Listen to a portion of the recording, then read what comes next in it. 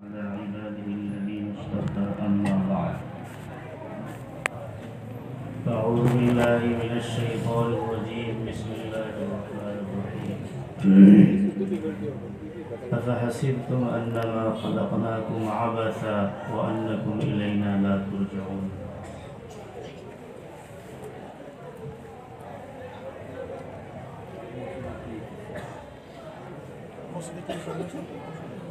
محترم صدر اجلاس، حضرات علماء کرام، نوجوان ساتھیوں اور میرے پیارے اور عزیز بھائیوں، بزرگوں، دوستوں،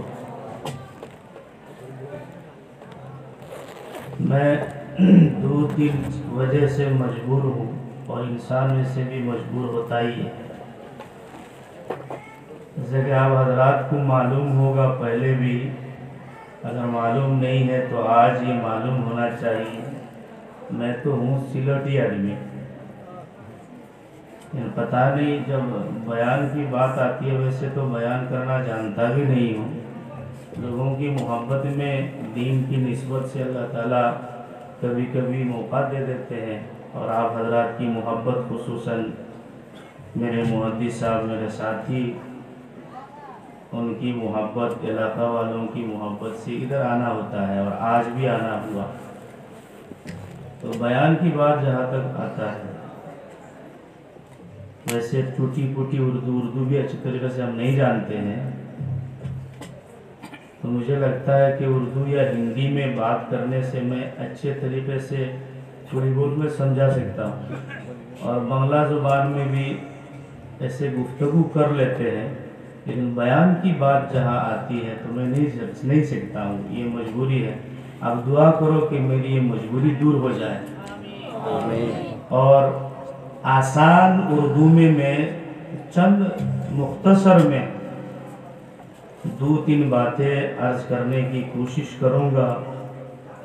میں تو بہت مسالہ لگا نہیں سکتا ہوں، اگر آپ دل کی کان سے، دینی درد سے، علماء کی محبت سے، نبی کی محبت سے، قرآن سنت کی محبت سے، اللہ کی محبت میں لیوجہ اللہ اگر سننا چاہیں گے تو اللہ تعالیٰ ضرور سمجھا بھی دیں گے انشاءاللہ۔ اور آج کل تو بنگلہ آسامی زبان چھوڑ کے ہمارے نوجوان ہندی گانے میں بہت انٹرسٹ ہے۔ آپ سب ہندی گانا تو سمجھتے ہیں نا؟ ہاں، اس کا مطلب سنتے بھی ہیں، ہندی گانا سمجھتے ہیں مطلب سنتے بھی ہیں، نہیں سننا چاہیے، گناہ ہے۔ اللہ کرے کہ ایسے گناہوں سے اللہ تعالی ہم کو پاک صاف رکھے۔ اور بہت آسان میں، طبیعت خراب نہیں ہے، اس سے پہلے محدث صاحب نے اتنی لمبی چوڑی تعریف کر دی اور میرا بریک تو وہی لگا دیا، اور تھوڑی بہت کچھ میں اگر بولنا بھی چاہ رہا تھا تو وہ بھی اب نکل گیا دماغ سے۔ اب جو بھی بات آپ کے سامنے آئے گی وہ آپ کی چاہت کی بنیاد پر آئے گی، اگر آپ توجہ سے سنیں گے تو انشاءاللہ میں سمجھانے کی کوشش کروں گا۔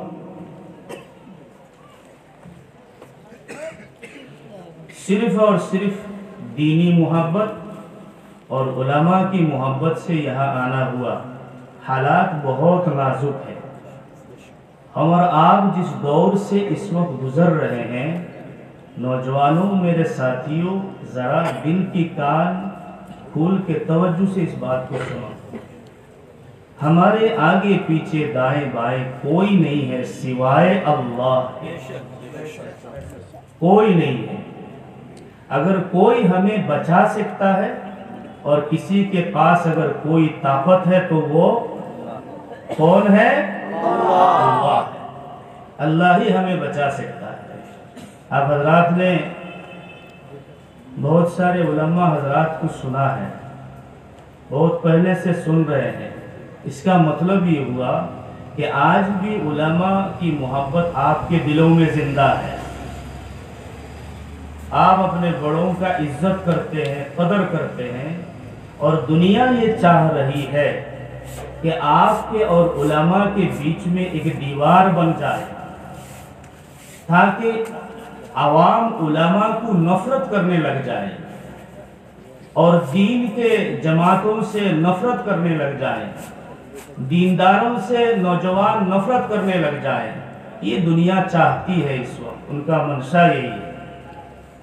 لیکن کم سے کم اس علاقے کے نوجوان اور اس علاقے کے مسلمانوں نے یہ ثابت کر دیا آج کے جلسے میں کہ وہ اپنے علماء کی آواز پر ہمیشہ، ہر آن و ہر پل، ہر جگہ میں حاضر ہونے کے لیے تیار ہے انشاءاللہ۔ وہ علماء جو وراثت الانبیاء ہے، علماء ہمیں جہاں استعمال کرنا چاہیں جائز طریقے سے، ہمیشہ ہم ان کی بات پر لبیک کہنے کے لیے تیار رہیں گے انشاءاللہ۔ ان علماء کے سامنے میں ان کے علم کا زکوٰۃ بھی نہیں ہوں، اور خدا کی قسم میں اپنے دل و جان سے، دل کی گہرائی سے اس اسٹیج پر تشریف فرما سارے علماء کرام کی گہرائی سے میں عزت کرتا ہوں، اور میں ایک طالب علم ہوں، اسی لیے میں جہاں جاتا ہوں اس بات کو پہلے میں عرض کرنے کی کوشش کرتا ہوں۔ مجھے یہ نہیں دیکھنا ہے کہ یہ بڑا عالم ہے، یہ چھوٹا عالم ہے، یہ اچھے مقرر ہے یا اچھے نہیں ہے۔ ہاں، ہمیں یہ دیکھنا ہے کہ اس نے قال وقال الرسول کو، قال اللہ وقال الرسول کو مدرسے میں سالوں بیٹھ کر کے پڑھ کے آیا، اور 12-14 سال ان لوگوں نے مدرسے میں وقت لگا کر کے اپنے اپنے علاقے میں کس لیے گئے؟ پیسہ کمانے کے لیے نہیں ہے۔ اس لیے آپ نظر اٹھا کر کے دیکھیں، علماء کی جماعت اکثر آپ کو غریب طبقے میں ملے گا۔ مالداروں کے بچے عالم بہت کم ہوتے ہیں، اللہ کرے کہ ان کے گھروں میں بھی عالم بنے، سب کے گھر میں عالم ہو، گھر گھر میں عالم ہو، گھر گھر میں حافظ ہو، حافظ قرآن ہو۔ آمین تو بولیے بھائی، بات سمجھ رہے ہیں نا؟ میں آسان بنا کر کے سمجھانے کی کوشش کر رہا ہوں، مزہ تو نہیں ملے گا میری آواز میں۔ مودی صاحب ٹھیک ہے نا؟ ٹھیک ہے۔ কোনটা আপনারা বুঝতেছেন না? একদম ধরো আপনারা তো ওনার আসলে হিন্দি তো জানেনই। میں بات چیت کر رہا ہوں، ٹھیک ہے؟ وہ تقریر تو مولانا لوگ کریں گے، ہم لوگ بہت دن کے بعد ہماری ملاقات ہوئی تو ہم لوگ کچھ گفتگو گپ شپ کر لیتے ہیں، ٹھیک ہے؟ اور بیان تو ہمارے بڑے کریں گے، علماء حضرات کریں گے، ٹھیک ہے؟ تو میں بات کیا کہنا چاہ رہا تھا، یاد ہے؟ کہاں رکی تھی بات؟ تو مالدار کے گھروں میں بھی عالم بنے، عالم ہو۔ اکثر علماء اللہ تعالیٰ نے غریب گھروں میں پیدا کیا، یہ اس وجہ سے اگر اکثر عالم مالدار کے گھر میں ہوتے تو دین کب سے کب رک جاتی، کہیں نہ کہیں دین رک جاتا، ہم تک اور آپ تک دین نہیں پہنچتا۔ یہ علماء اپنے آپ کو بھکاری بنا کر کے، یہ علماء اپنے آپ کو بے عزت اور ذلیل کرتے ہوئے، لوگوں کا تانا کا پرواہ کیے بغیر الف با تا سا پڑھانے کے لیے کوئی آپ کے دروازے میں آتا ہے، نبی کی حدیث پڑھانے کے لیے کوئی آپ کے دروازے میں آتا ہے، صدقہ اور زکوٰۃ کی رقم کو وصول کرنے کے لیے آپ کے دروازے میں آتا ہے۔ ایک بڑا طبقہ ہمارے سماج کا یہ کہتا ہے کہ علماء کا اور کوئی کام نہیں ہے، اپنا پیٹ پالنے کے لیے آ گیا۔ ارے وہ نوجوان سے میں یہ کہوں گا، تمہیں یہ پتا نہیں ہے کہ میرا اللہ تو وہ ہے، یہ تو ایک عالم کا مسئلہ نہیں ہے، میرا اللہ تو وہ ذات ہے، سمندر کا اس مچھلی کو بھی کھلاتا ہے جس کو ایک وقت کا کھانا 20 ٹن لگتا ہے۔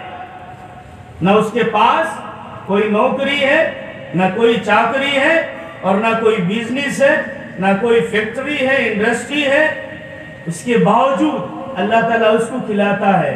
تو اشرف المخلوقات کوئی عالم علم دین سیکھ کر کے اگر گھر میں بیٹھ جائے گا اس کا پیٹ پلنے کے لیے اللہ کسی کا محتاج رہے گا؟ اللہ کھلا سکتا ہے۔ اسی لیے میرے بھائی، پہلے میں نے یہ بات عرض کی کہ آپ اپنے علماء کو محبت کی نظر سے دیکھو، خود کو بچانے کے لیے کسی علماء کی نکتہ چینی مت کرو۔ ہاں، یہ بات یاد رکھو، اگر مجھ جیسا کوئی عالم سماج میں غلط سندیش دے گا، قرآن اور حدیث کی غلط تشریح کرے گا، نوجوانوں کی ادھر ادھر سے بھٹکائے گا، نوجوانوں کو غلط راہ دکھائے گا اور نوجوانوں سے جو ہے غلط کام کروائے گا، الٹا سیدھا مسئلہ بتائے گا اور اپنا دین کو اپنا دھندا بنائے گا، ایسا عالم کو اللہ کی ذات چھوڑے گا بھی نہیں۔ لیکن ہم عوام کے لیے حق نہیں ہے کہ ہم دنیا میں اس کا فیصلہ کریں۔ ہمیں یہ بات سمجھاؤ، جیسا کہ اللہ تعالیٰ نے ہمیں اور آپ کو کلمہ کی توفیق دی، مسلمان بنایا، یہ اس بات کی دلیل ہے کہ میرا اللہ پہلے دن سے یہ چاہ رہا ہے ہمیں اور آپ کو جنت دینے کے لیے۔ تو ہم میں سے اگر کسی آدمی کو، کسی انسان کو، کسی بچہ کو اٹھا کر کے اگر اللہ مدرسے میں ڈالتا ہے اور اس کو قرآن حدیث سکھاتا ہے، پڑھاتا ہے، تو کیا یہ اس بات کی دلیل نہیں ہے کہ اللہ چاہ نہیں رہا ہے کہ اس کو جنت کی طرف بلائے؟ ضرور اللہ یہ بھی چاہ رہا ہوگا کہ ان کو جنت کی طرف بلائے، اور اس کو گانے کی مجلس میں لگا دیتے، جوان کی میدان میں اللہ اس کو ڈال دیتے۔ لیکن اللہ کی ذات اپنے بندوں پر مہربان ہے، اور خصوصاً اللہ کی ذات اپنے پیارے بندے جو ایمان اور اعمال کے ساتھ زندگی گزارتے ہیں، اللہ تعالیٰ سب کے لیے شروع سے ہی کلمہ دے کر کے اللہ نے یہ سندیش دے دیا کہ میرا بندہ، میں تو یہ چاہ رہا ہوں تجھے جنت دینے کے لیے، اور تو دنیا کی بازار سے اپنے آپ کو جتنا جلدی ہو سکے بچا لے تو تجھے جنت مل جائے۔ تو میرے بھائی بزرگوں اور دوستو، ہم اپنے علماء کو محبت کی نگاہ سے دیکھیں، اور جو جہاں میں ہے اور جو جس جماعت میں ہے، جس پوزیشن میں ہے، وہ اپنے آپ کو وہاں میں کم سمجھے، اور جس نے جتنا حاصل کر لیا اتنا ہی وہ کم سمجھے۔ بلکہ ہماری جماعتیں جو کام کرتی ہے، دعوت و تبلیغ کا کام ہوتا ہے، اور مولانا الیاس صاحب رحمۃ اللہ علیہ اور ہمارے بزرگوں کا منشا بھی یہی رہا کہ دعوت و تبلیغ ایک ایسی بے چینی کا نام ہے، ایک ایسا فکر کا نام ہے کہ عوام کو جگہ دیا جائے اور وہ اتنا جگ جائے کہ وہ یہ سمجھ جائے کہ اب میرا تعلق ایک عالم سے اور مدرسے سے ہو جانا چاہیے۔ اس کو 40 دن میں اور 4 مہینے میں اور سال میں عالم، محدث اور مفسر بنانا منشا نہیں ہے۔ منشا اکابرین کا یہی تھا کہ ان کو اتنا جگہ دیا جائے کہ دین کیا ہے، یقین کیا ہے، اللہ کی ذات کیا ہے، اللہ کی طاقت کیا ہے، اور وہ سارے مسلمانوں کو جگانے والا بن جائے، اور وہ پاور ہاؤس سے اس کا تعلق ہو جائے، علماء سے تعلق ہو جائے، مدارس سے تعلق قائم ہو جائے، تاکہ وہ ضروریات دین اور مکمل دین وہ حاصل کر سکے۔ یہ مقصد ہے، ہمارا کام جگانا ہے، دروازہ توڑنا نہیں ہے۔ قرآن کا مزاج ہے، قرآن کہتا ہے کہ کسی کے دروازے میں جاؤ تو پہلے اجازت لو، طلب کرو، سلام کرو، اندر سے آواز آتی ہے تو اندر جانے کی جو ہے اجازت طلب کرو، آواز آپ کی اندر نہیں پہنچ رہی تو جو ہے دروازہ میں کھٹکھٹاؤ، آواز لگاؤ۔ اس کا مطلب یہ نہیں ہے کہ دروازہ میں مارو ہتھوڑا سے، بلکہ اسی آواز دو کہ آواز اندر تک پہنچ جائے، اس کو اطلاع کرنا مقصد ہے۔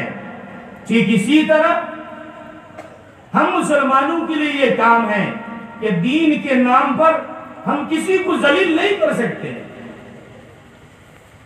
ہم عالم ہو سکتا ہے، دین کے نام پر ہم عالم ہونے کے ناطے ہم کسی کو ذلیل نہیں کر سکتا ہے۔ ہمارا کام یہ ہے کہ اس کا ہاتھ پیر پکڑ کر کے اس کو دین پہ کھڑا کرنا، یہ ہماری ذمہ داری ہے۔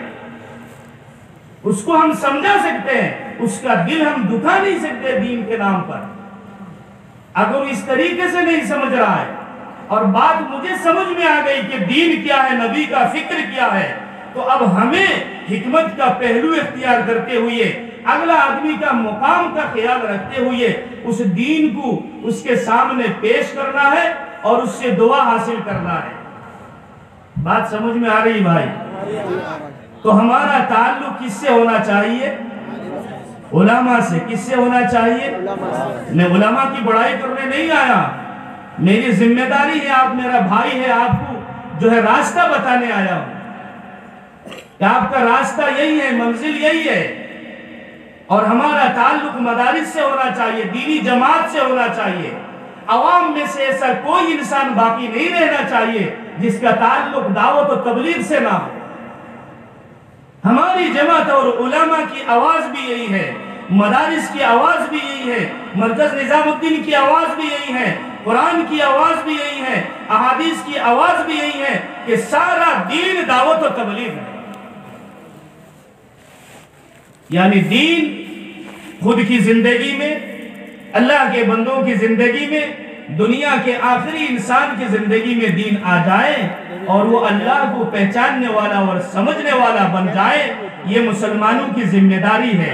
اسی لیے تو قرآن نے کہا، قرآن میں اللہ رب العالمین نے فرمایا اِنِّ جَاعِلٌ فِي الْأَرْضِ خلیفہ،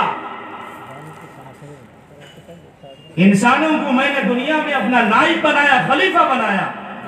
اس کا مطلب یہ تھوڑی ہے کہ ہم کو ڈی سی بننا ہے، ایس پی بننا ہے، پرائم منسٹر بننا ہے، ہوم منسٹر بننا ہے، نہیں۔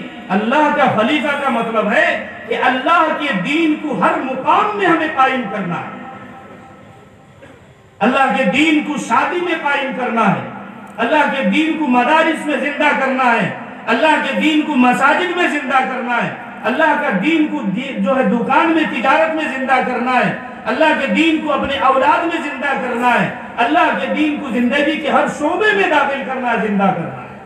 یہی تو نائب کا کام ہے۔ اللہ جو چاہے گا، نائب کا کام تو وہی ہوگا نا کہ وہ کرے یا دوسرا کچھ کرے گا۔ اسی لیے میرے بھائی بزرگوں اور دوستو، ہم سب کی ذمہ داری یہ ہے کہ دین کو ہم سمجھنے والا بنے۔ دین کیا چیز کا نام ہے؟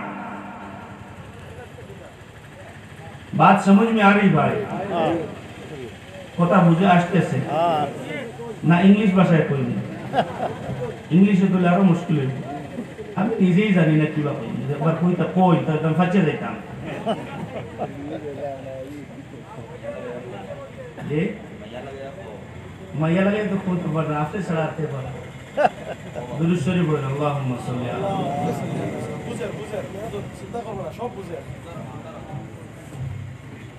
اللہ کرے کہ بات سمجھ میں آ جائے۔ کوئی بیان تقریر نہیں میرے بھائی، ہمارا دینی جلسہ دینی پروگرام میں بہت رونق نہیں ہوتا ہے، ہر آدمی دل کے درد سے آتے ہیں، اور جو علماء ہمارے لیے انتظام کرتے ہیں وہ درد کے ساتھ کرتے ہیں۔ یہ ذمہ داری ہے، آپ نہیں سمجھ رہے کہ ہر عالم سے سوال ہوگا، آپ سے زیادہ سوال ہوگا کہ تجھے میں نے عالم بنایا تھا، تجھے میں نے عالم بنایا تھا تو اپنے علاقے کے لوگوں کے لیے کیا کیا ہے؟ آج یہ علماء جو راستہ دکھا رہے ہیں، اس کی بے چینی ہے، اس سے پوچھا جائے گا۔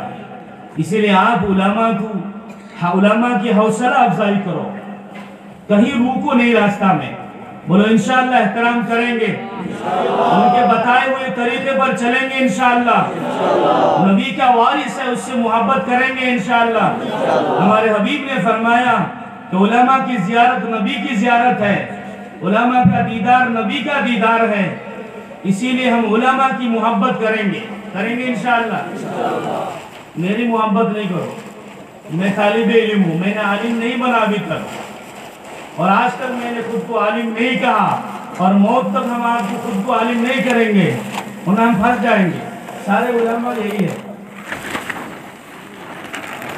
بہرحال اب مختصر میں چند باتیں کریں، گلے میں جو ہے وہ جلن شروع ہو گئی ہے،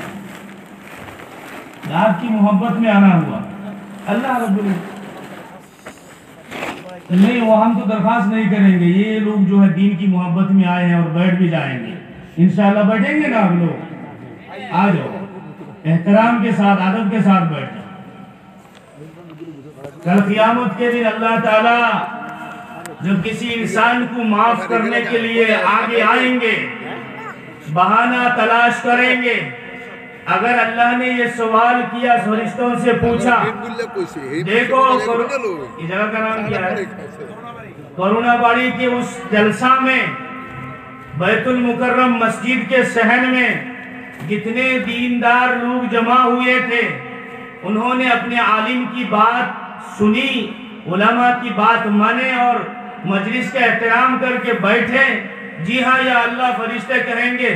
انہوں نے سکون اور وقار اطمینان کے ساتھ علماء کی باتوں کو سنا, علماء کی درخواستوں کو جو ہے عملی جامہ پہنایا.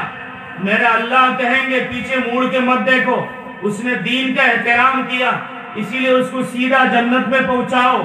کیا اللہ اس بات پر قادر نہیں ہے؟ ہاں یا نہ؟ ہم اپنے آپ کو پیچھے کیوں چھوڑتے ہیں؟ اللہ تعالیٰ نے ہمیں خلیفہ بنایا. خلیفہ کا مطلب یہ ہوا کہ اللہ کی دین کو اللہ کے بندوں کو پہنچانا, اللہ کے دین کو خود کے زندگی میں اتارنا, قرآن کو اپنی زندگی میں اتارنا. آج قرآن کو ہم نے تعویذ بنا کے گلے میں لٹکا دیا. آج قرآن کو ہم نے بزنس بنا دیا. اللہ کے رسول نے فرمایا کہ شہد, سمجھ رہے نا, شہد, مدھو, شہد شفا ہے, شہد میں شفا ہے. قرآن میں آیا وَنُنَزِّلُ مِنَ الْقُرْآنِ مَا هُوَ شِفَا, قرآن بھی شفا ہے. آج تک ہم نے آپ نے کبھی نہیں دیکھا کہ کوئی بھی انسان شہد کا چھتا کو وہاں سے توڑ کے گلے میں لٹکا کے گھومتا ہوا دیکھا ہے کبھی؟ کیوں؟ شہد شفا ہے. شہد کو بوتل میں بھر کے گلے میں لٹکاتے ہوئے کسی کو دیکھا ہے؟ آواز پہنچ رہی ہے نا بھائی؟ نہیں دیکھا ہے نا. کیوں؟ نبی کا فرمان برحق ہے اور ہم نے اس حدیث کو اچھا سے سمجھا. ہمارے علماء نے سمجھایا کہ شہد پینے میں شفا ہے, شہد پینے میں شفا ہے. اسی طرح قرآن کا منشا بھی یہی تھا کہ قرآن کو عمل زندگی میں اتارو تو شفا ہے. لیکن آج قرآن کو ہم نے تعویذ بنا لیا. قرآن کو الماری میں سجا کے رکھ دیا, میرا گھر میں قرآن ہے. قرآن پر عمل کرنے کے لیے ہم تیار نہیں. مسلمان قرآن پر عمل چھوڑ دے گا اور مسلمان قرآن کے احکامات کو جو ہے چھوڑ دے گا. مسلمانوں کے اوپر ایسی آفتیں, بلائیں اور مصیبتیں آنی شروع ہوگی, مسلمان کے بڑوں کی ہوش و حواس ٹھکانے لگ جائیں گے. اسی لیے میرے بھائی بزرگوں اور دوستو, قرآن کے احکامات کو ہم اپنی زندگی میں اتارنے کی کوشش کریں. ہم جو جہاں میں ہیں, ہم نہ مدرسے میں جا سکتے ہیں, لیکن دین تو ہمیں سیکھنا ہے. آسان راستہ ہے. ہماری علماء کی جد و جہد, فکر و محنت کا نتیجہ ہے کہ ہمیں جو راستہ بتا کر کے ان لوگوں نے دیا ہے کہ تم دعوت و تبلیغ کے لائن میں اپنے آپ کو لگاؤ, اپنے آپ کو اس لائن میں ڈالو, تو تھوڑی بہت دین تمہاری زندگی میں آ جائے گی اور اس کے بعد تمہارا تعلق علماء اور مدرسے سے ہو جائے گا. لیکن ہمارے بدقسمتی ہے, بعض حضرات تو یہ سمجھنے لگے کہ دعوت و تبلیغ ایک الگ جماعت ہے اور علماء ایک الگ جماعت ہے, اور اس میں تیسرا جماعت جو ہے اس میں مزہ لے رہا ہے, اور یہ ہر جگہ میں ہو رہا ہے. اسی لیے میرے بھائی بزرگوں اور دوستو, پہلے میں نے کہا کہ ہم جو جہاں میں ہیں وہاں میں ہم کم ہیں. جب تک ہمارا تعلق علماء سے اور مدارس سے نہیں جڑے گا تو یاد رکھیں ہم مکمل دین ہم نہیں مل سکتا ہے ہم کو. اور دین صرف فضائل کا نام نہیں ہے بلکہ دین مسائل کا نام ہے, اور دین باقی ہے صرف فضائل پر نہیں ہے بلکہ دین باقی ہے مسائل پر. مسائل گڑبڑا جائے گا تو دین میں درار پڑ جائے گا, اور مسائل رہے گا, عمل نہیں ہوگا, فضائل پر عمل نہیں ہوگا تو انسان کھوکھلا ہو جائے گا, نام کا مسلمان رہ جائے گا. دونوں چیزوں کی ضرورت ہے. اسی لیے مسائل ہمارے علماء بتائیں گے, مسائل پر تدبر وہی لوگ کریں گے, اور فضائل ہم بتائیں گے. اور فضائل پر ساری امت کو چلائیں گے انشاءاللہ۔ عمل کریں گے انشاءاللہ، عمل کریں گے انشاءاللہ۔ بدگمانی، حسد، جلن کسی مسلمان کے لیے دل میں جگہ نہیں ہونا چاہیے۔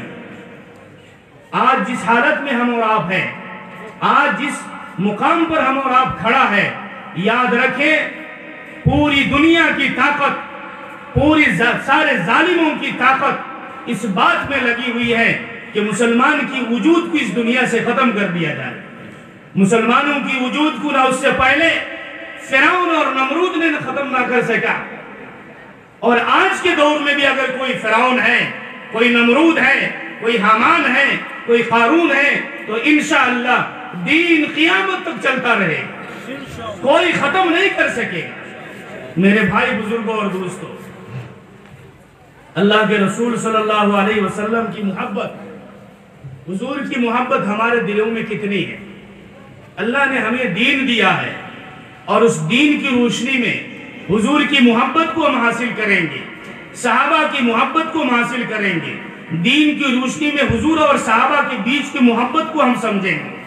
اللہ کے رسول صلی اللہ علیہ وسلم کا واقعہ میں آتا ہے کہ اللہ کے رسول صلی اللہ علیہ وسلم، دھیان سے سنو میرے بھائی، ادھر سنو دھیان سے، اللہ کے رسول صلی اللہ علیہ وسلم کے متعلق حضرت عیسیٰ علیہ السلام نے اپنی امت کے سامنے بیان فرما رہے تھے کہ آخری نبی ایسے ہوں گے، ان کی فضیلت ایسی ہوگی، ان کے امت کے یہ فضیلت ہے، اتنے خوبصورت نبی ہوں گے، وہ اولین اور آخرین کے نبی ہوں گے، وہ خاتم الانبیاء ہوں گے۔ حضرت عیسیٰ علیہ السلام اپنی امت کے سامنے یہ بیان کر رہے تھے۔ حضور کی یہ فضیلت سن کر کے، جس نبی کی ہم اور آپ امت ہے، جس نبی کے ہم اور آپ عاشق اور عاشقی کا دعویٰ کرتے ہیں، اور نبی کی سنتوں سے ہم مذاق کرتے ہیں، نبی کے دین کا مذاق اڑاتے ہیں، اس نبی کی بات اور اس نبی کی فضائل کو سن کر کے عیسیٰ علیہ السلام کی ایک امتی روح پڑتا ہے اس مجمع میں۔ دھیان سے بات کو سنو۔ اب وہ شخص یہ کہتا ہے، یا روح اللہ، اس نبی کا دیدار کرا دیجئے، اس نبی کا کیا کرا دیجئے؟ دیدار کرا دیجئے۔ عیسیٰ علیہ السلام نے فرمایا وہ تو بہت آخری میں آئیں گے، 500-600 سال کے بعد وہ تشریف لائیں گے، تمہاری اتنی لمبی عمر تو نہیں ہوگی، ہم کیسے دکھائیں گے؟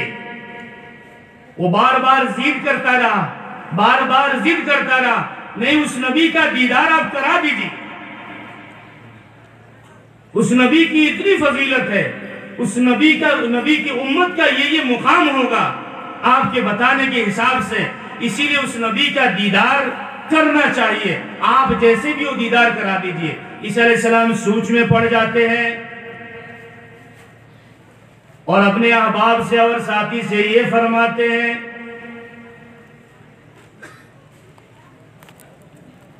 اور اللہ کی دربار میں ہاتھ اٹھاتے ہیں کہ اے اللہ، تیرے آخری حبیب کی محبت میں یہ فدا ہو گیا، اور میں یہ جانتا ہوں کہ اس کی اتنی لمبی عمر نہیں ہوگی، اب تیرے اختیار میں ہے، مجھے تو یہ معلوم ہے کہ سانپ کی عمر لمبی ہوتی ہے، اے اللہ اب تیرے اختیار میں، اس کو جیسے بھی ہو تیرے آخری حبیب کی دیدار کرا دے۔ عیسیٰ نے یہ دعا نہیں کی کہ اللہ اس کو سانپ بنا دو، اور شاید یہ واقعہ آپ نے اس سے پہلے کبھی نہیں سنا ہو، اس لیے دھیان سے سنیں۔ اللہ سے عیسیٰ علیہ السلام کی وہ دعا تھی اور وہ دعا قبول ہوئی، اور وہ انسان سانپ کا شکل اختیار کرتے ہوئے جنگل کی طرف چلا جاتا ہے۔ آپ کو واقعہ بھی معلوم ہوگا جب آقا مدنی جناب محمد الرسول اللہ صلی اللہ علیہ وسلم اپنی جائے پیدائش سے اپنے علاقے والوں کی تکلیف سے تنگ آ کر کے ہجرت کرنے کا حکم اللہ دیتے ہیں اور ہجرت کا ارادہ فرما کر کے مدینہ کی طرف روانہ ہوتے ہیں۔ بیچ میں ایک مقام کا نام آتا ہے جس مقام کو ہم اور آپ غار سور سے جانتے ہیں۔ اس غار سور میں اللہ کے رسول نے پناہ لی، نام سنا ہے نا بھائی؟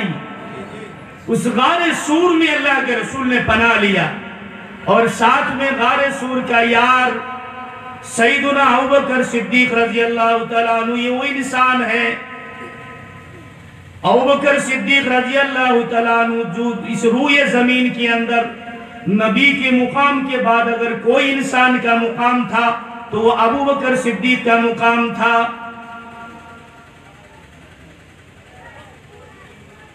ابوبکر صدیق رضی اللہ تعالیٰ عنہ اس غار میں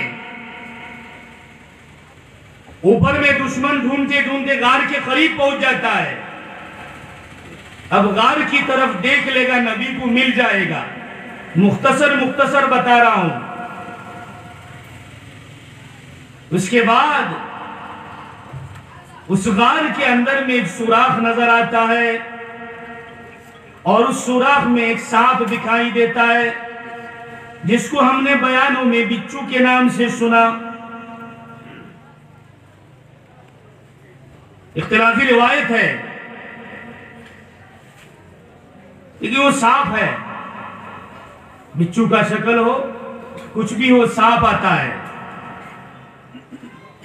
اور وہاں میں ابوبکر صدیق رضی اللہ تعالیٰ عنہ نے یہ دیکھا کہ اب یہ سانپ اگر اندر میں گھس جاتا ہے تو آقا مدنی تاجدار دو عالم صلی اللہ علیہ وسلم کو کاٹ دے گا اور حضور کو تکلیف پہنچے گی۔ ابوبکر صدیق نے کیا کیا؟ اپنا پیر کو ہمیں اس سوراخ میں رکھ دیا۔ آپ نے بار بار اس طرح کا واقعہ سنا اور اس بچو نے ڈنک مارا، اس سانپ نے ڈنک مارا ابوبکر صدیق کی پیر میں۔ اس وقت کی تکلیف اور اس ڈنک مارنے کی تکلیف کا کیا عالم ہوگا وہ ابوبکر ہی کو معلوم ہے۔ آج تک ہم نے اور آپ نے یہ سنا کہ ابوبکر صدیق رضی اللہ تعالیٰ عنہ کا پورا بدن زہریلا ہو گیا، سانپ کا زہر بدن کے اندر داخل ہو گیا اور ابوبکر صدیق برداشت سے باہر ہو کر کے رونے لگے۔ بلکہ واقعہ ایسا نہیں ہے میرے بھائی، علماء جتنی گہرائی میں پہنچتے ہیں دین کی باتیں اور واضح ہوتی ہے۔ ابوبکر صدیق رضی اللہ تعالیٰ عنہ نے سانپ کی اس ڈنک مارنے کی وجہ سے خدا کی قسم نہیں رویا،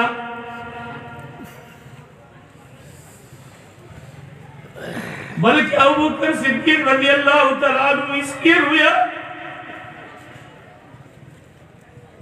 کہ اللہ آج میں کیا کروں، زندگی میں پہلی بار اتنی بڑی امتحان میں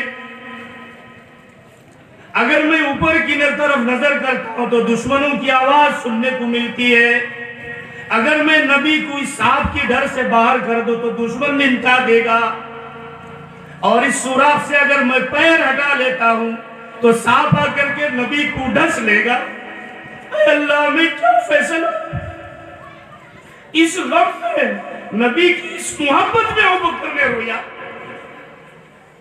ابوبکر نے سانپ کی ڈنک مارنے کی تکلیف کی وجہ سے نہیں رویا، بلکہ ابوبکر نے اس وقت میں اس عالم میں نبی کی جان کے لیے رویا ہے کہ میرے حبیب کو کوئی تکلیف نہ پہنچے۔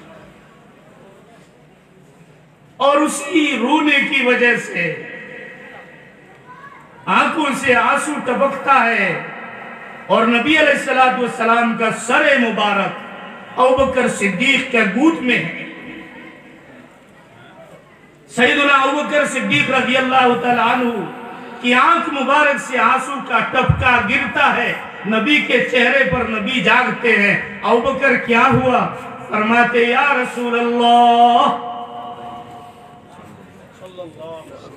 درود نہیں پڑھیں گے صلی اللہ علیہ وسلم، یا رسول اللہ صلی اللہ علیہ وسلم ماجرا یہی ہے، سامنے میں سانپ ہے اور وہ ڈنک مار رہا ہے، مجھے تکلیف نہیں ہو رہی ہے، تکلیف اس بات کی ہو رہی ہے کہ اگر پیر ہٹاؤں کہیں ایسا نہ ہو کہ وہ آ کر کے آپ کو کاٹ دے، اور اگر سانپ کی ڈر سے میں آپ کو باہر کر دیتا ہوں تو اوپر میں دشمن بیٹھا ہوا ہے جو آپ کے جو ہے ملنے کے فراق میں اور ختم کرنے کے فراق میں ہے، تو اس عالم میں کیا کروں؟ اس ٹینشن میں مجھے رونا آ گیا، اللہ کے رسول معاف کر۔ آنسو کا ٹپکا گرا جس کی وجہ سے آپ کی نیند میں خلل پیدا ہوا، اللہ کے رسول صلی اللہ علیہ وسلم ابوبکر صدیق رضی اللہ تعالیٰ عنہ کو اللہ کے رسول فرماتے ابوبکر پیر ہٹاؤ، سانپ سامنے آتا ہے۔ روایت میں آتا ہے کہ سانپ نے اس دن اللہ کے رسول سے بات کی، سبحان اللہ۔ اللہ کے رسول نے فرمایا ہے سانپ تجھے ہمت کیسی ہوئی کہ میرے دوست کو تو نے کاٹ دیا، تجھے ہمت کیسی ہوئی؟ وہ سانپ روتا ہوا یہ کہتا ہے کہ اللہ کے رسول میں سانپ ہوں، ظاہری شکل میں سانپ ہوں، لیکن میں ایک انسان تھا، اللہ کے رسول میں کیوں نہ کاٹوں، اور مجھے مجبور کر دیا گیا ابوبکر کی پیر میں ڈنک مارنے کے لیے، کاٹنے کے لیے، ورنہ میں نے آج تک کسی کو نقصان نہیں پہنچایا۔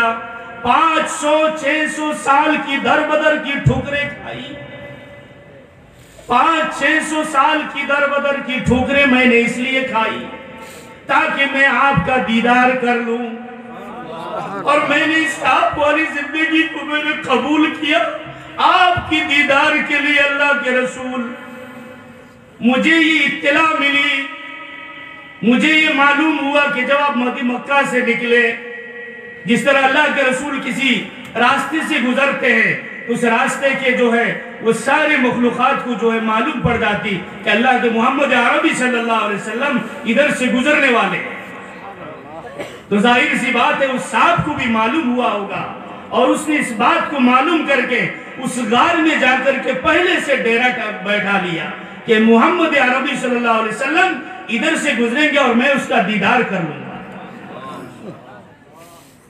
تو سانپ نے جواب دیا کہ اللہ کے رسول میں نے 500-600 سال کی تکالیف کو برداشت کی، اب خدا جانے کہ آپ کب کس وقت اس غار سے نکل جائیں گے اور مدینے کی طرف چلے جائیں گے، اسی لیے ابوبکر کا پیر بیچ میں آ گیا، مجھے ایک سیکنڈ کے لیے بھی برداشت نہیں کہ آپ کے اور میرے بیچ میں کوئی پردہ آ جائے اور میں آپ کو جی بھر کے دیکھ نہ سکوں۔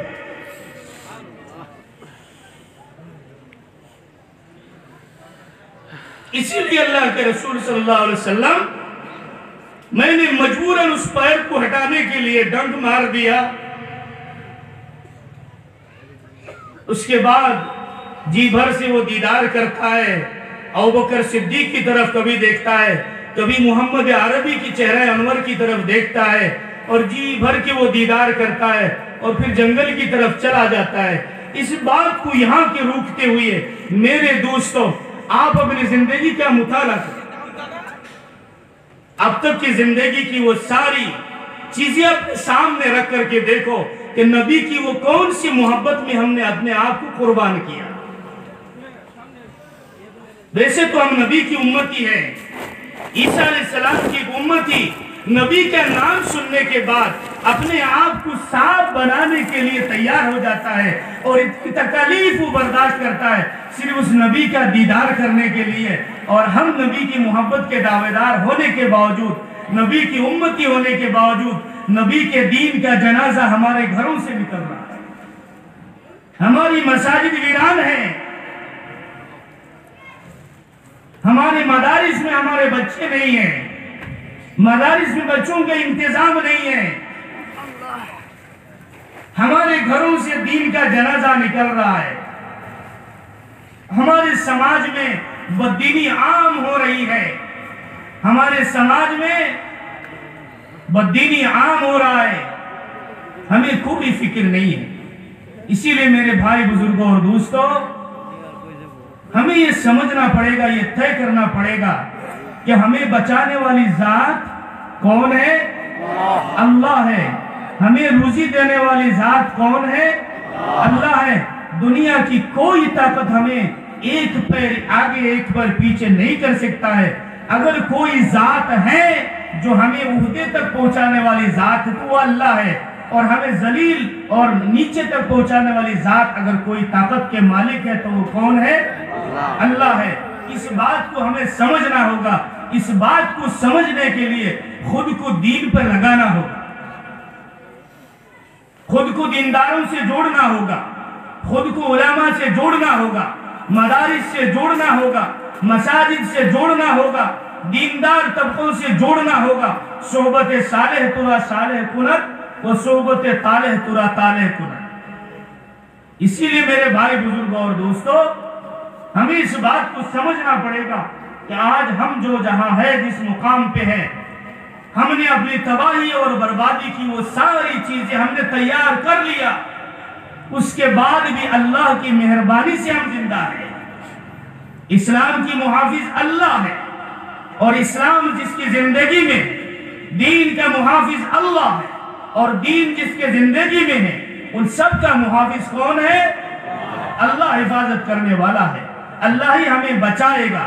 حالات بہت نازک ہیں اور نازک دور سے ہم گزر رہے ہیں. اسی لیے خود کو اعمال سے جڑو, نماز کی پابند بناؤ, نماز کو سیٹنگ مت کرو. اللہ نے جیسا نماز کو سیٹنگ کر کے دیا, جیسا نبی کا دین سیٹنگ کر کے آیا ہوا ہے کہ یہ سنت ہے, یہ فرائض ہے, یہ واجبات ہے, 5 وقت کی یہ نمازیں ہیں, اس کو اپنی مقام اور اپنی اوقات میں اس کو ادا کرو. اپنی طرف سے دین پر چھیڑ چھاڑ مت کرو, ورنہ خیریت نہیں ہو. اللہ پاک ان مختصر باتوں میں سب سے پہلے مجھے عمل کی توفیق عنایت فرمائے, اور باقی تمام حضرات کو مجھے امید ہے کہ آپ حضرات سمجھے ہوں گے, کیونکہ دین کی بات کسی بھی لینگویج میں ہو, دین کی بات آسان ہے. الدین یسر, دین آسان ہے, وہ بات سمجھ میں آئی جائے. اسی لیے میرے بھائی بزرگوں دوستو, میں نے بالکل یہ سوچا بھی نہیں تھا کہ 10 منٹ بات کر پاؤں گا. آپ کی چاہت کے بنیاد پر اللہ کے رحم و کرم سے, فضل سے یہ چند باتیں میرے سامنے آئی جو میں نے آج آپ تک پہنچا دیا. اس میں اگر کوئی غلطی رہی ہو تو اللہ کی ذات سے میری دعا ہے کہ اللہ تعالیٰ مجھے معاف کر دے, اور غلط باتوں کو اللہ تعالیٰ سب کی دماغ سے نکال دے. اگر میری بات میں کوئی صحیح بات ہے, ان باتوں پر اللہ پاک مجھے اور آپ تمام حضرات کو عمل کرنے کی توفیق عنایت فرمائیں. آخر دعوانا الحمدللہ رب العالمین. مجھے سفر کرنا ہے, اگرچہ قریب ہے, دور نہیں ہے, لیکن پہاڑی علاقہ ہے, الگ اسٹیٹ ہے, اور حالات صحیح نہیں ہیں. اب تمام حضرات میرے لیے دعا کریں کہ میں اپنے ساتھیوں کے ساتھ منزل مقصد تک میں پہنچ جاؤں. انشاءاللہ پھر ملاقات ہوگی اگر حیات رہی. اگر حیات ختم ہو گیا تو انشاءاللہ میدان محشر میں جنت میں ملاقات ہوگی. ہم اس یقین کے ساتھ زندگی گزاریں کہ اس دن کا ہم منتظر ہیں جس دن اللہ پاک ساری نعمتیں دینے کے بعد یہ فرمائیں گے اور مانگو کیا ہے. جنتی کہیں گے اللہ سب ہو گیا اور نہیں چاہیے, نہیں اور کچھ رہ گیا, مانگو کیا ہے. کہ میرے بندوں نے بن دے کے میری عبادت کی, میرے بندوں نے بن دے کے مجھے جو علماء کی باتوں کو سنا اور میرے اوپر یقین کیا. نہیں, اللہ چاہیں گے کہ نہیں آج میں اپنے بندوں کو دیدار کرا دیتا ہوں. اس دن کا منتظر ہوں ہم, اور اللہ کرے کہ ہم سب اس دن میں ایک جگہ جمع ہو سکیں. اسی لیے اس دن کی تیاری اس زندگی میں ہے. اس زندگی میں ہم تیار ہوں گے تو اللہ پاک ہمیں وہ زندگی دیں گے, اور اللہ پاک اپنا دیدار کرائیں گے. اس اللہ کی دیدار کے بعد جنتی جنت کی ساری نعمتوں کو بھول جائیں. اللہ پاک ہم سب کے حق میں اور مسلمانوں کے حق میں, امت کے حق میں قبول فرمائے. آمین. وآخر دعوانا الحمدللہ رب العالمین. نعرہ تکبیر, دین اسلام زندہ باد, علماء اہل حق زندہ باد, علماء اہل حق زندہ باد. ماشاءاللہ, میں تہ دل سے حضرت کا شکریہ ادا کرتا ہوں کہ حضرت نے اتنی تکلیف اٹھا کے اروناچل سے یہاں تشریف فرما کر ہم لوگوں کو اپنی قیمتی نصائح سے ہم کو نوازا. اس کا شکریہ ہم ادا کریں گے اور حضرت کے لیے دعا کریں گے. اور مجمع کے آخر میں ہمارے مفتی صاحب حضرت شیخ آخری دعا فرمائیں گے. اس دعا میں بھی ہم حضرت کو یاد کریں گے, انشاءاللہ کریں گے. اللہ تبارک و تعالی ان کا آنا جانا قبول فرمائے. اجازت سے आप तमाम हजरात मुझे इजाजत दो कि हम जाएं, बोलो इंशाअल्लाह। इंशाअल्लाह। तमाम उलमा हजरात से भाई काफी प्यार भी माफ कीजिए। भाई हजरत के खिदमत में जो साथी हैं वो हजरत की खिदमत कीजिए। और अभी उर्दू उनले तो हमारा उर्दू आ जाए, বুঝছেন? इंग्लिश उनले इंग्लिश आए, अरबी उनले अरबी आए। उलामा तो एটাই बदकिस्मती নাকি? কি করেন? खुशकिस्मती না बदकिस्मती? जी मैं आ रहा हूं इंशाल्लाह, आपसे मुलाकात होगी इंशाल्लाह। ভাই যারা আমার কথা বুঝতেছেন আসেন, আমাদের বুলবুলি সাহেবের ওয়াজ আছে, আমাদের হযরত মাওলানা আইয়ুব আলী সাহেবের বয়ান এখানে আরম্ভ হবে। ফতেহপুর টাইটেল মাদ্রাসার নাজিমে কুতুবখানা আমার বিরাদরের সগীর ছোট ভাই হিসাবে ভাই আমরা চলাফেরা করি। উনি